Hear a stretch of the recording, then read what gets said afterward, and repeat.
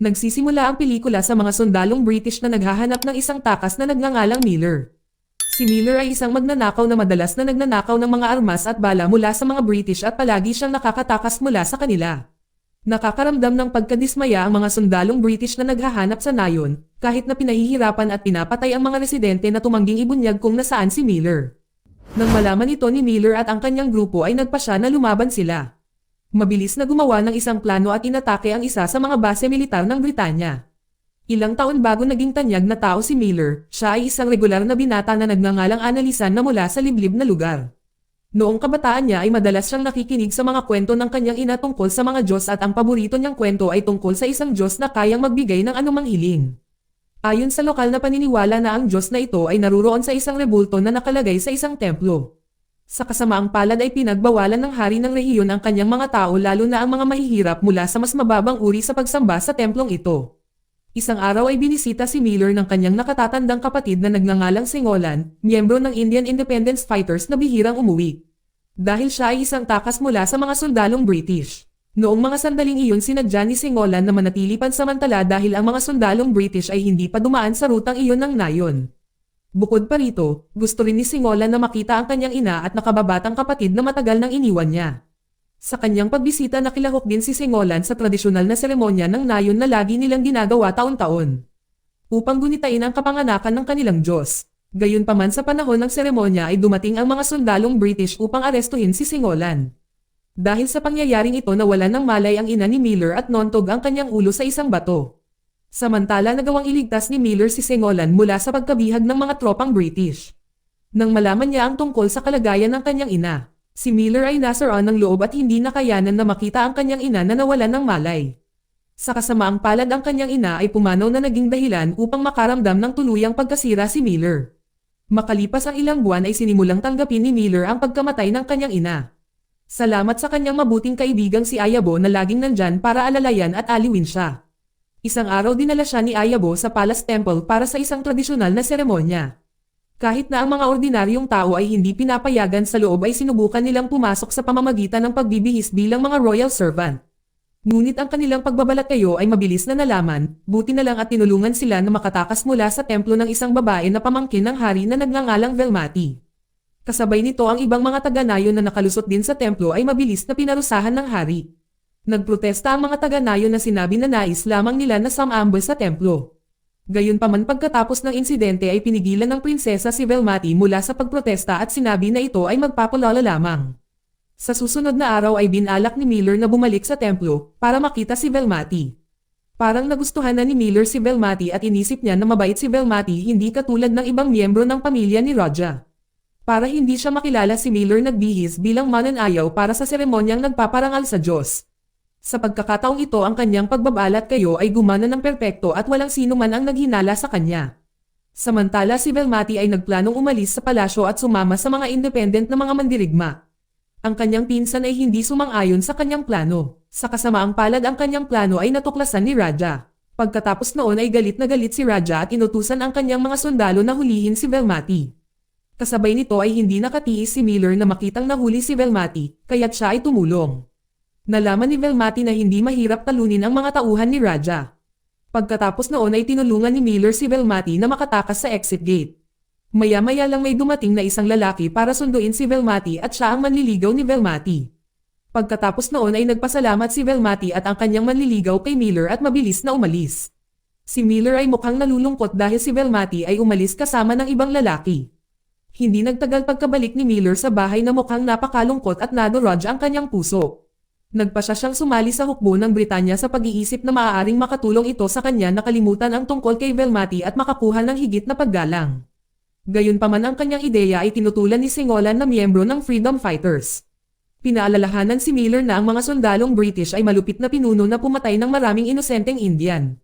Sa kabila nito ay determinado si Miller na ipagpatuloy ang kanyang plano, sa paniniwalang mapapatunayan niya ang kanyang halaga sa pamamagitan ng pag-alis sa nayon.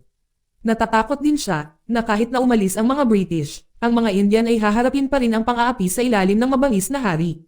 Lalo na dahil sa mga pagkakahati ng uri at lahi sa lipunan. Kalaunan ay nagpasya si Miller na umalis sa nayon na ikinagalit ng mga taga-nayon. At iniisip na siya ay isang taksil sa bansa. Kalaunan ay sumali si Miller sa British Military Academy.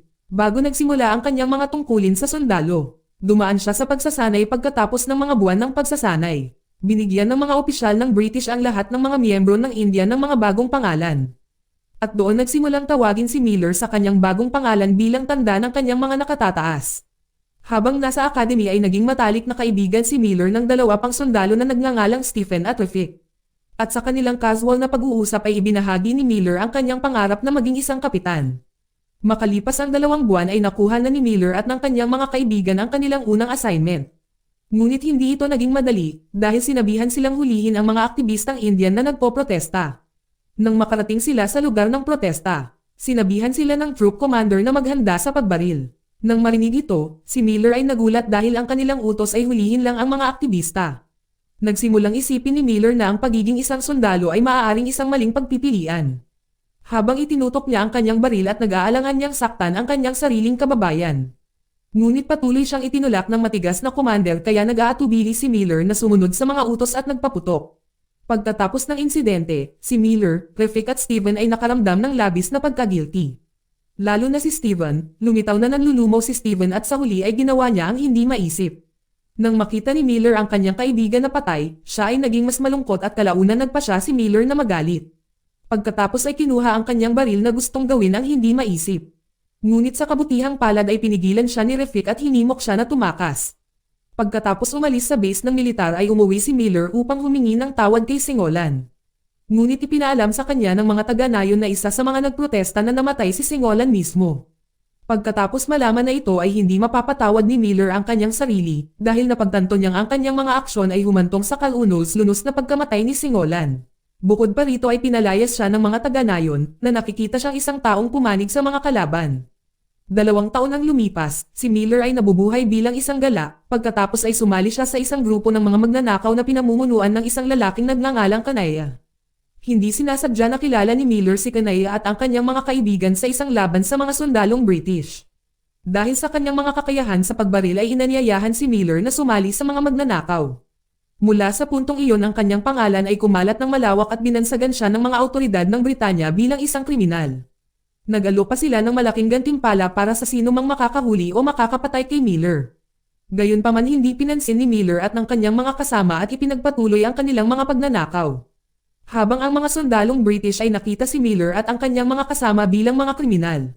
Ngunit ang mga lokal ay nakikita sila bilang freedom fighters. Ito ay dahil palagi nilang pinupuntirya ang mga kolonisador sa kanilang mga pagnanakaw at hindi nag-atubiling labanan sila.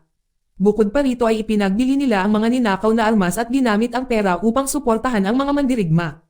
Isang gabi si Miller at ang kanyang mga kasama ay nagdiwang ng isang matagumpay sa pagnanakaw. Ito ang araw na maaari pa silang sumayaw ng malaya, dahil hindi na matunten ng mga British ang kanilang kinaroroonan. Kinaumagahan ay muling pinuntirya ni Miller at ng kanyang grupo ang mga kolonisador. Sa pagkakataong ito ay nakatuon ang pansin sa mga sundalong mahilig manghuli ng mga tiger sa kagubatan. Nang ang mga sundalo ay walang bantay, si Miller at ang kanyang grupo ay kumilos sa panahon ng encuentro. Si Miller ay nasugatan ng husto sa putok ng kaaway. At dinala siya ni Kanaya sa Independent Fighters Base, kaya pagkatapos ay agad na humingi ng tulong sa isang babaeng doktor na lumabas na ito ay si Velmati. Mula nang tumakas mula sa palasyo si Velmati ay tumulong na siya sa mga sugatang mandirigma sa digmaan at agad niyang ginamat ang mga sugat ni Miller. Nang mabawi ni Miller ang kamalayan nagulat siya nang makitang muli si Velmati. Ilang sandali matapos dumating ang isang matandang lalaki na nagpapakita ng kanyang sarili bilang isang malapit na kaibigan ni Singolan. Inalok niya si Miller ng pagkakataong sumali sa organisasyon. Ngunit nadama ni Miller na hindi siya karapat-dapat at tumanggi. Ipinaalala sa kanya ng matanda ang kanyang matinding pagkakamali na ang pagpatay sa daan-daang mga nagpoprotesta kabilang ang asawa ni Velmati. Nang marinig itong si Velmati ay galit at napagtantong iniligtas lamang niya ang buhay ng pumatay sa kanyang asawa. Sa kabila ng kanyang galit sinubukan niyang manatiling kalmado at sinabi kay Miller na kaya niyang bayaran ito para sa kanyang mga kasalanan sa pamamagitan ng pagtulong sa mga mandirigma. Nag-atubiling sumang-ayon si Miller at nagpasyang makipagkitang muli sa kanyang mga kapwa magnanakaw. Sa kabilang banda ay isang opisyal ng Britanya ang pumunta sa Royal Temple at humiling kay Raja na ibigay ang estatwa ng Diyos ng templo. Dahil ang opisyal ay isa rin siyang nangongolekta ng mga anti-gang bagay. Kahit na may kapangyarihan si Raja ay hindi niya magawang tumanggi. Dahil kailangan pa niyang sumunod sa gobyerno ng Britanya. Sa huli ng may pag-aatubili ay kailangang ibigay ni Raja ang rebulto. Pagkatapos umalis ang British na opisyal, si Raja ay gumawa ng plano para mabawi ang rebulto. Gayunpaman kailangan niya ng ibang tao upang isakatuparan ito at naniniwala siyang si Miller at ang kanyang mga kaibigan ang mga tamang kandidato para sa trabahong ito. Pagkatapos agad na nakipag-ugnayan si Raja kay Ayabo na nagkataong matandang kaibigan ni Miller. Pagkatapos ay inutusan ni siya na maghatid ng isang alok mula sa kaharian. Mahalagang humiling kay Miller na kunin ang estatwa mula sa opisyal ng Britanya kapalit ng tagumpay. Nangako si Raja ng isang malaking halaga ng pera at ang mga taga-nayon ay makakakuha ng akses sa pagsamba sa templo. Samantala si Miller ay sumama muli sa kanyang grupo ng mga tulisan. Gayunpaman simula nang makatagpo niya si Velmati ay palagi siyang malungkot, dahil siya ang may pananagutan sa pagkamatay ng kanyang asawa. Sa ibang lugar sinamahan ni Ayabo ang anak ni Raja na kilala rin bilang prinsipe at nakilala nila si Kanaya. Humingi sila ng impormasyon tungkol sa kinaroroonan ni Miller. Nang makarating sila sa lokasyon hiniling ng prinsipe kay Miller na nakawin ang estatwa ng Diyos bago ito inilipat ng opisyal ng Britanya sa New Delhi. Bilang kapalit ng ako si Raja ng malaking gantimpala at pahintulot para sa mga taga-nayon na makapasok sa templo. Kahit na hindi sigurado sa pangako ni Raja, sumang-ayon si Miller sa gawain. Isang araw mabilis na gumawa ng plano para sa pagnanakaw. Sa misyong ito na ipapakalat ng prinsipe ang kanyang mga tauhan upang tulungan at obserbahan si Miller at pagkatapos ay ipinaalam niya sa kanyang ama na malapit ng kumilos si Miller. Nang marinig ito ay natuwa lang si Raja dahil talagang inupahan niya si Miller na may layuning tanggalin siya at ang kanyang buong grupo at wala siyang intensyon na tuparin ang kanyang pangako. Kinabukasan naglagay si Miller at ang kanyang grupo ng bomba sa gitna ng kalsada, na dadaanan ng sasakyan na may rebulto. Pagkatapos noon ay nagtago sila sa likod ng mga bato at palumpong at nang ang convoy ng mga sasakyan ay lumapit. Si Miller ay nagbigay ng utos na umatake, sa ilang sandali matapos ang British na opisyal ay nagtangkang tumakas. Ngunit binaril siya ni Miller sa binti mula sa likod. Ang opisyal ay nagmakaawa para sa kanyang buhay at inalok ang lahat ng kanyang kayamanan bilang kapalit, tumanggi si Miller at tinapos siya. Nakakagulat na kinuha ni Miller ang rebulto ng Diyos at iniwan ang kanyang kasama na nag-iwan ng isang liham ng paalam. Sa liham ay binanggit ni Miller ang kanyang plano na lumipat sa Sri Lanka upang ibenta ang rebulto. Samantala si Kanaya at ang kanyang mga miyembro ay nadama na pinagtaksilan sila ng mga aksyon ni Miller. Sa base militar isang bagong general ng Britanya na nagngangalang Joseph ay malinaw na nabalisa nang malaman na ang isang mataas na opisyal ay pinaslang. Upang mahanap ang salarin, nakipagkita si Joseph kay Raja. Ang lokal na pinunong ay inakusahan si Miller ng krimen at hinimok ang general na hulihin at patayin siya. Binanggit niya na si Miller ay isang banta sa kaharian at sa mga sundalong British. Nang walang pag-aaksaya ng oras ay inutusan ni Joseph ang kanyang mga sundalo na tipunin ang lahat ng mga taga-nayon at alamin ang kinaroroonan ni Miller. Gayunpaman dahil nawala si Miller sa nayon, ilang sandali ang mga taga-nayon ay walang alam. Dahil dito ang general kalaunan ay nagbanta sa kanila sa pamamagitan ng pagbitay sa isa sa mga taga-nayon. Habang si Kanaya at ang kanyang grupo ay nagtangkang iligtas ang mga taga-nayon. Ngunit sila ay nalampasan ng mga sundalo na ang resulta ay hindi nila napigilan ang kalupitan ni Joseph na tapusin ang mga taga-nayon. Kabilang din si Ayabo sa pinatay. Kagulat-gulat na sinuportahan ng prinsipe ang mga aksyon ng general. Sa paniniwalang ang mga individual mula sa mas mababang uri ay karapat-dapat na mawala. Gayunpaman nagpasya si Kanaya na sumuko sa mga sundalong British sa kabila ng mga protesta ng kanyang kasamahan. Sa harap ng general si Kanaya ay inaalok na ihayag ang lokasyon ni Miller sa kondisyon na itigil ang mga sundalo ang pagpatay sa mga taga-nayon. Pagkarinig nito ay tinanggap ng general ang kanyang mga kondisyon at inutusan ang kanyang mga tauhan na ihinto ang pagbitay. Pagkatapos na ihayag ni Kanaya na si Miller ay maglalakbay sa Sri Lanka sa pamamagitan ng daungan. Kumilos ng mabilis ang general na nagpadala ng mga tropa upang hulihin si Miller. Sa daungan ng walang pagkaantala habang binubuksan ni Miller ang kahon na may rebulto ng Diyos ninakaw niya. Nang makita niya ang rebulto sa unang pagkakataon ay nagbalik sa alaala ng kanyang ina. Naalala niya kung paano niya gustong bisitahin ang templo at makita ang rebulto ng Diyos mula noong siya ay bata pa. Nakalulungkot na hindi niya magawang matupad ang hiling na iyon para sa kanya. Hindi nagtagal pagkatapos may isang tao na nagsabi kay Miller na ang mga taga-nayon ay nasa Dagner. Kasama ang mga villagers si Kanaya ay nahuli ng mga sundalong British. Nang marinig itong tinalikuran ni Miller ang kanyang plano na pumunta sa Sri Lanka. Sa parehong oras ang mga sundalong British ay nakarating sa daungan at nagsimulang hanapin si Miller. Gayunpaman isang binata ang maling nagpahayag na si Miller ay nakatakas na. Nang malaman ito, ang general ay lalong nagalit at nagpasya na sunugin ang mga tahanan ng mga taga-nayon upang magtanim ng takot sa lahat. Gayunpaman hindi alam ng general na si Miller ay nasa nayon at nagpoprotekta sa mga residente. Nang makita niya ang general na nagtatangkang tumakas, pinatamaan siya ni Miller ng isang basuka. Pinaalis ni Miller ang mga natitirang kawal para maghatid ng isang mensahe sa militar ng Britanya na ang mga Indian na tao ay hindi nawalan ng kapangyarihan. Samantala si Raja ay bumalik sa palasyo matapos samahan ang kanyang anak na babae sa New Delhi. Sa kanyang pagdating ang prinsipe ay mabilis na nag-update sa kanya sa kasalukuyang sitwasyon. Nalaman nila na si Miller ay buhay pa at bumalik. Nagalit si Raja sa mga taga-nayon at bumalik pa si Velmati sa kanyang bayan upang gamutin ang mga sugatang taga-nayon. Pagkatapos na makontrol ang sitwasyon, nagsagawa ng libing ang mga taga-nayon upang magbigay pugay sa mga namatay. Pagkatapos ng libing tinipon ni Miller ang mga nahuling mga sundalo. Hinati niya sila sa mga pangkat ng British at Indian. Si Miller at pagkatapos ay itinutok ang kanyang sandata sa mga sundalong British, binabaliwala ang kanilang mga pagsusumamo para sa awa. Sa ibang pagkakataon humingi ng tulong si Miller sa ex-colonial na mga sundalong Indian. Binanggit ng isa sa kanila na babalik ang general na may kasamang 700 tropa. Samantala naghanda sila para sa labanan. Si Kanaya ay handang tumulong, gayunpaman bago iyon, iminungkahi ni Kanaya na ilipat ang mga taga-nayon sa ligtas na lugar. Ngunit tumanggi ang pinuno ng nayon at piniling lumaban kasama si Miller. Nang gabing iyon ay nakipagkita si Velmati kay Miller at tinalakay kung paano hindi lahat ng taga-nayon lalo na ang mga kababaihan at mga bata ay sasali sa labanan. Kaya kailangan nilang lumipat sa Royal Temple para sa kaligtasan. Nang marinig itong si Miller ay nagpasya na umakyat sa mga pader upang buksan ang mga pintuan ng templo na nagpapahintulot sa mga taga-nayon na makapasok. Sa kabila ng mga panganib na kakaharapin, determinado si Miller na gawin ang lahat upang matiyak ang kaligtasan ng taga-nayon.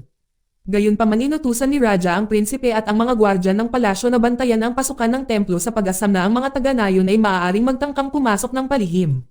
Sa ilang sandali matapos na lumapit si Miller at ang kanyang mga kaibigan sa mga gwardya ng palasyo upang magambala sila sa kanilang plano. Habang si Velmati at ilang mga taga-nayon ay sinubukang pumasok sa templo. Gayunpaman ang kanilang pagtatangka ay napansin ng mga gwardya ng palasyo na humahantong sa isang paghaharap, kung saan kinailangan silang labanan ni Miller at Velmati. Sa gitna ng patuloy na labanan na walang ingat na lumabas si Raja, nang makita ito mabilis na pinigilan siya ni Velmati. At nang mapasuko ito ay itinutok niya ang kanyang pistol at pinaputukan siya.